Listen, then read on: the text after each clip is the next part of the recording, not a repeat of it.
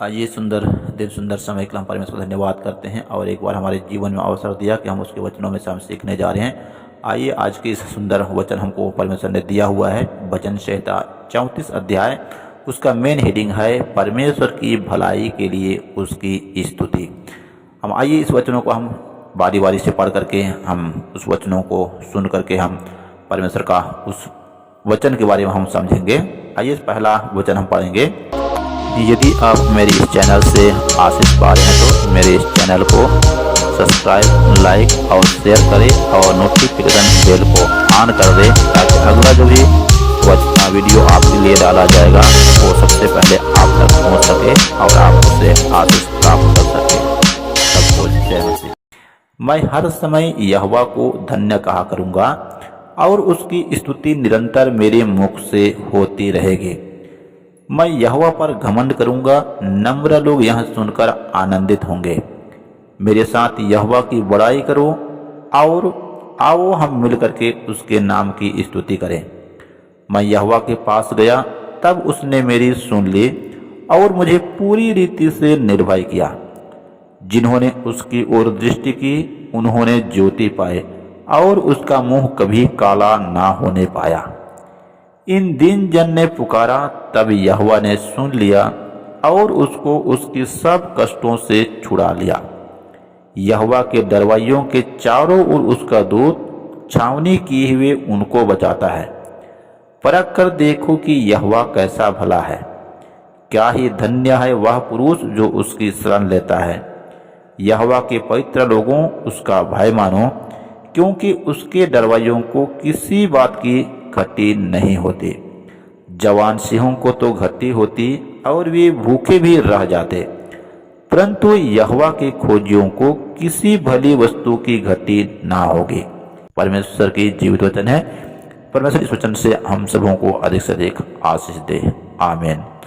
आइए हम आज परमेश्वर के जीवित वचनों को हम समझने को समझेंगे, क्योंकि यह परमेश्वर का आशीष वचन है, सामर्थी वचन है। इस वचन को हम जिस प्रकार दाऊद राजा ने हमको सिखाता है कि दाऊद राजा के द्वारा लिखा हुआ ये सामर्थ्य जीवित वचन है, उसमें जिस प्रकार दाऊद राजा ने यह परमेश्वर की स्तुति की, उसके सम्मुख रहा, यदि हम भी आज उस परमेश्वर के सम्मुख वैसे ही उसका हम वचन को सुन करके अंगीकार करके अमल करके यदि हम वचन अनुसार चलते हैं तो सचमुच है कि जिस प्रकार दाऊद राजा को यह परमेश्वर ने भेड़ बकरी के चरवाहा से इसराइलियों का राजा बना दिया, उसके पीछे उसका एक ही राज है।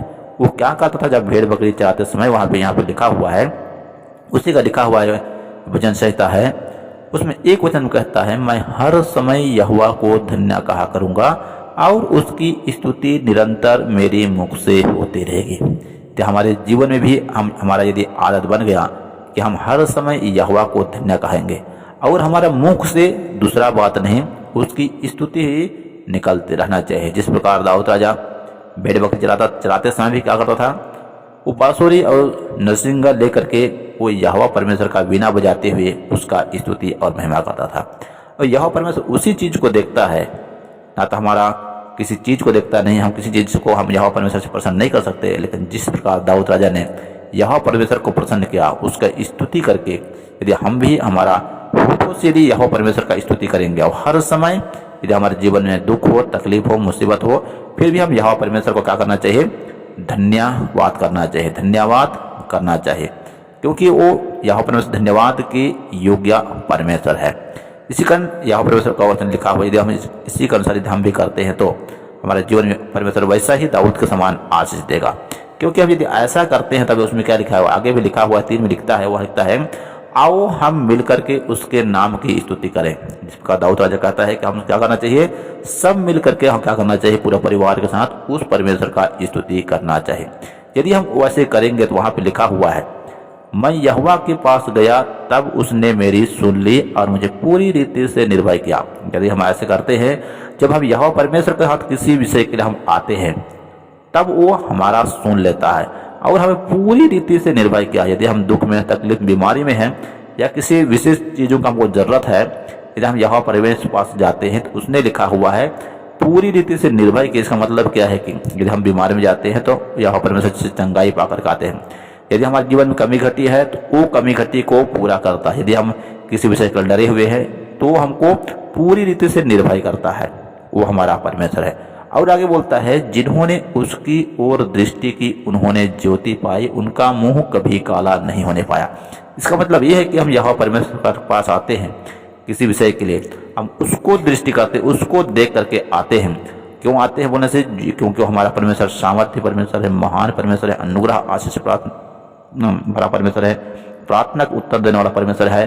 और यदि नम्रता और दिन तक यहोवा परमेश्वर के पास आते हैं, सचमुच है कि हमारा मुंह कभी काला होने नहीं होगा, कभी शर्मिंदा होने नहीं देगा, कभी दुखों में रहने नहीं देगा, कभी हमको निराशा में रहने नहीं देगा, क्योंकि हम उसकी ओर दृष्टि की है। तो सचमुच है कि हम ज्योति पाएंगे। यदि हम किसी विषय के लिए हम यहोवा से बाट जोह रहे हैं, हमको नहीं मिला है, यदि हम उससे बाट जोहते रहिए, सचमुच उसका वचन बोलता है हम ज्योति उसका एक न एक दिन पाएंगे। वो हमारा परमेश्वर बोलता है कि तो अपने परमेश्वर के बलवंत हाथों के नीचे दिन तक से रहो, मैं तुम्हें उचित समय में तुम्हें बढ़ाऊंगा, उचित समय में तुम्हें आशीष दूंगा, बोलता है। और यहाँ परमेश्वर बोलता है हमको कैसे परमेश्वर के पास आना चाहिए। जब यहाँ लिखा हुआ है, 6 में लिखा हुआ है, इस दिन जन ने पुकारा तब यहोवा ने सुन लिया। हमको कैसे पुकारना है परमेश्वर के पास, इसी कारण परमेश्वर वचन बोलता है, जब तुम परमेश्वर के पास आते हो तो धन्यवाद, प्रार्थना और निवेदन के साथ ही उसके पास आना चाहिए। इसका मतलब यह है कि हम नम्र बन करके, दीन बन करके, या परमेश्वर बोलता है एक बच्चे के समान मेरे पास आना चाहिए। हम यदि बच्चे के समान आते हैं तो सचमुच है कि वो परमेश्वर को हम जब पुकारते हैं तो यहोवा परमेश्वर क्या करता है, सुन लेता है। और लिखा है उसको उसके सब कष्टों से छुड़ा लेता है। हमारे जीवन में कौन कौन सा कष्ट है, हमारे मानव जीवन में, संसारिक जीवन में बहुत सारा कष्ट आता है, हमेशा लड़ाई झगड़ा, दुख तकलीफ, परेशानी, मुसीबत रहता है। लेकिन यहोवा परमेश्वर बोलता है जो उसके पास आता है, उसको पुकारता है, उन सब कष्टों से वो छुड़ा लेता है। और आगे बोलता है हम यहोवा को परमेश्वर को कैसे छुड़ाता है, उसमें लिखा हुआ है 7 में बोलता है, यहोवा के डरवाइयों के चारों ओर दूत छावनी किए उसको बचाता है। हमको कैसे करना चाहिए, यहोवा परमेश्वर से डरना चाहिए। यहोवा परमेश्वर डरने का मतलब ये है कि हम डरेंगे तो हम पाप नहीं करेंगे, हम डरेंगे तो वचन से हट करके हम काम नहीं करेंगे, हम डरेंगे तो यहोवा के वचन के अनुसार ही चलेंगे, उसी का महिमा करते हुए हम जीवन जिएंगे। और यदि हम ऐसे करके जीवन जी रहे हैं, सचमुच है कि हम आप जानते भी नहीं होंगे, लेकिन यहोवा परमेश्वर ने अपने दूतों को हमारे निमित्त भेजता है और हमको बचाता है। और अगला बोलता है, यदि हम अभी तक ऐसे कुछ नहीं किए होंगे, तब बोलता है करके देखो। यहाँ 8 बोलता है, परख के देखो कि यहोवा कैसा भला है, क्या ही धन्य है वह पुरुष जो उसकी शरण लेता है। हमको यदि ऐसी इच्छा नहीं हम आशीष को प्राप्त कर चुके हैं, हम पहले बार वचन को सुन रहे हैं, यदि हम जानते नहीं परमेश्वर के बारे में कि ऐसा भी परमेश्वर कर सकता है, क्या परमेश्वर बीमारी से चंगा कर सकता है, क्या परमेश्वर अब्राहम इसहाक से आशीष दे सकता है, क्या परमेश्वर हमको पुण्य निश्चित ठहरा सकता है, यदि हमको यकीन नहीं है तो यहोवा परमेश्वर जैसे वचन बोलता है उस वचन के अनुसार चल कर देखो, उसका धन्यवाद करके देखो और उसकी स्तुति करके जीवन व्यतीत करके देखो।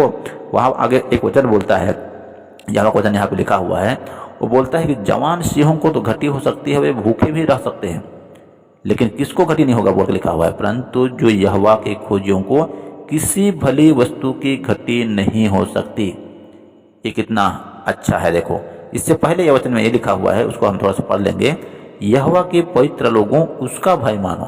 किसका भय मानो? यहोवा का भय मानो, क्योंकि उसके डरवाइयों को किसी बात की घटी नहीं होती। हम ऊपर भी देखे, यहोवा के डरवाइयों के चारों ओर उसका दूत छावनी के बचाता है, और यहाँ पे हम देख रहे हैं कि उसका भय मानो, क्योंकि उसके डरवाइयों को किसी भी बात की घटी नहीं होती है।